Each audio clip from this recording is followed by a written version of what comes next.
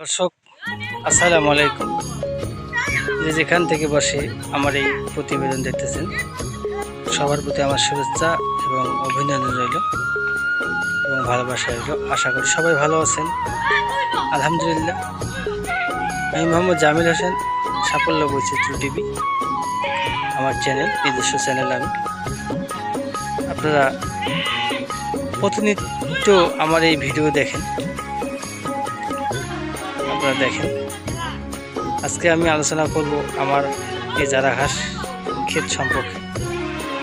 জারা ঘাস কোন জমিতে আপনারা চাষ করবেন এবং কেন চাষ করবেন, বা গরু ছাগল কীরকম খায়, সেই সম্পর্কে আজকে আমি আপনাদের সামনে উপস্থাপন করব।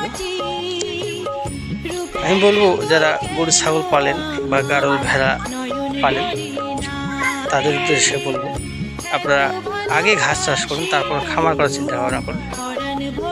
ঘাসের কোনো বিকল্প নেই। সবুজ জিনিস গরু ছাগলের খুব পছন্দের জিনিস।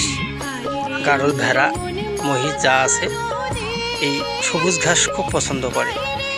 তা আমি প্রায় 4 বছর যাবত এই জারা ঘাস চাষ করে আসতেছি। আমার গরু ছাগলের খামার আছে, আমি কিন্তু ঘাস কেটে গরু ছাগলকে খাওয়াই, পাশাপাশি কাটিংও বিক্রি করি। কাটিং প্রায় 4 বছর যাবত আমি এই কাটিং বিক্রি করে আসতেছি। আপনারা দেখতে পাচ্ছেন যে ভিডিওটা আমার, ফলনও দেখতে পাচ্ছেন যে জারা ঘাসের ফলন কীরকম হয়েছে, কীরকম ফলন দেখেন। খুবই একটা মাশাআল্লাহ ফলন পাইছি আমি এই জারা ঘাসের। আপনারা যারা খামার করবেন অবশ্যই উঁচু জমি নির্বাচন করবেন। যে জমিতে আপনার পানি বর্ষাকাল পানি বাজে না, সেই জমিটা আপনারা নির্বাচন করবেন। ওই জমিতে আপনারা এই জারা ঘাস চাষ করবেন। আমি কিছু কাটিং রেখেছি আমার খামারের জন্য। আর কোনো খামারি ভাই যদি কাটিং নিতে চান তাহলে আমার স্ক্রিনে দেওয়া নাম্বারে অবশ্যই যোগাযোগ করবেন। এই যে কাটিংয়ের গাছ দেখতে পাচ্ছেন, একেবারে পরিপক্ক মেচিউরড কাটিং, সতেজ কাটিং আমার কাছে আছে। আপনারা আমার কাছে ফোন দিবেন, ঘাস চাষ সম্পর্কে জানতে চান, কাটিং নিতে চান, সব পরামর্শ আমি আপনাদের ফোনের মাধ্যমে দিব।